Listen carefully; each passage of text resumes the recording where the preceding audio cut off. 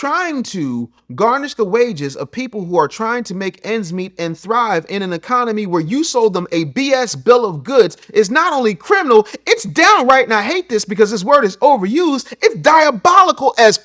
You tired of lies and leftovers? The Real Black Agenda is crushing 3 bestsellers list. Grab it on Amazon or hit the link in my Instagram bio at @TheBusinessBully before they try and silence it. So a lot of you been chilling, thinking that everything's cool, I'm good, got a good job, everything's steady, and then, right now, them student loans, they always gonna be there. Well, I hate to break it to you, boo-boo cakes, you are screwed.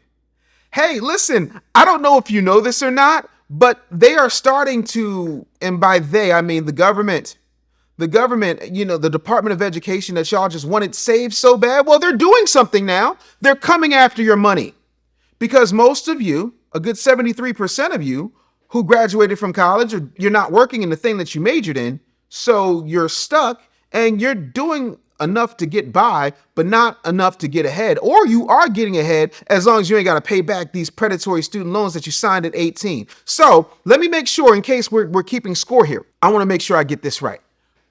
We do not have any type of bailout plan for student loan borrowers who took out student loans at 17 and 18 years old, but we've got golden parachutes for 58-year-old corporate robber barons who get found sleeping with the receptionist and no accountability for them.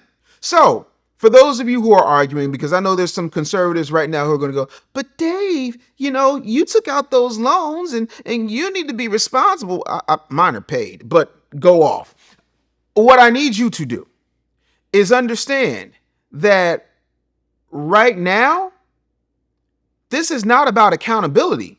This is about keeping poor people poor. Because whether you are a high school dropout, a high school graduate, you got your GED, or you happen to have graduated from college and you're up to your eyeballs in student loans, whether you are educated or not, if you're poor, boo-boo. And that's what's happening. And they know that, but this is a real good dog and pony show to act like the government is doing something to justify the $90 billion every single year the U.S. Department of Education gets. So now they want to come and get their cut of the blood money. This is not anything that has to do with truth in lending. This has everything to do with the shakedown because the hustle was in. I'm going to tell you when I knew. July 6, 1995, I'm sitting at an orientation at Temple University, my alma mater, and they say to us, listen, college isn't like what it used to be back in your parents' day. Now, you don't have to rush.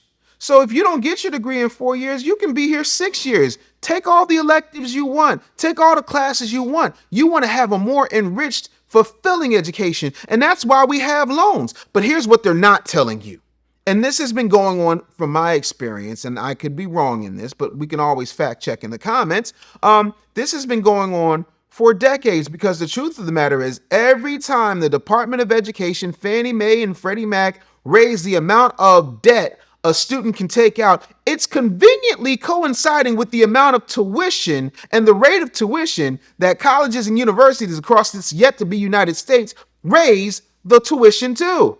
You don't think, nah, they couldn't be in cahoots together on making sure you're absolutely poor. This is the same system that would not at 18 give you a loan to start a business, would not at 18 give you a loan to buy a house, to buy land, to buy commercial real estate. In other words, some type of multifamily property that you could make money off of and be a productive member of society. No.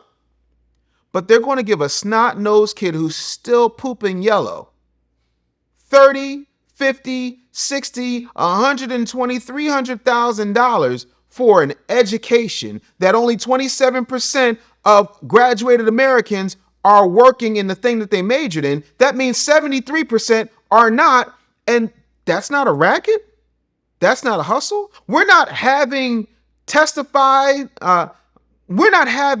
people testifying before Congress at how predatory that is. Oh, that's because elected officials on both sides of the aisle are completely tapped in on this. They're getting paid. And by the way, It doesn't cost the school anything to have you there. I know you don't want to hear this, but let's run this down from a factual standpoint. Are the buildings built? Check. Do they not get subsidies from the state and the federal government? Check. Aren't the lecture halls already there, and aren't the seats there whether your butt's in them or not? Double check. So all the money they're charging you is not to maintain things because they're in bed with Sodexo, Marriott, they're in bed with Pepsi, they're in bed with Coke, they're in bed with Burger King, they're in bed with Scholastic, they're in bed with about at least 50 different textbook publishing companies, all of whom are cashing in on your behind, and you're a teenager. And I feel like saying this like our teenager, like how old are we talking when you say teenager? 17, 18, 19. And up. Everybody's getting paid off of you being there and you taking out these loans that just literally, they just pulled money out of nowhere. They get a bank to underwrite it. The bank is getting paid. And guess what? Whether you paid or not, everybody's insured. So whether they get the money from you or not, the government is still backing that loan. And it all gets washed out. If that's not money laundering, well, what would you call it? So trying to garnish the wages of people who are trying to make ends meet and thrive in an economy where you sold them a BS bill of goods is not only criminal, it's downright, and I hate this because this word is overused, it's diabolical as heck. And nah, this is the time when you need to be talking to your senator and your congressman and saying, hey, I don't want them garnishing my wages because I can't afford it. You're getting your wages garnished like a deadbeat dad who just got his third You Are the Father on an old rerun of Maury Povich. This is not how it's supposed to be when all you wanted to do is fulfill your parents' dreams of your black ass getting the education you needed in order to survive. Here we go with survival again.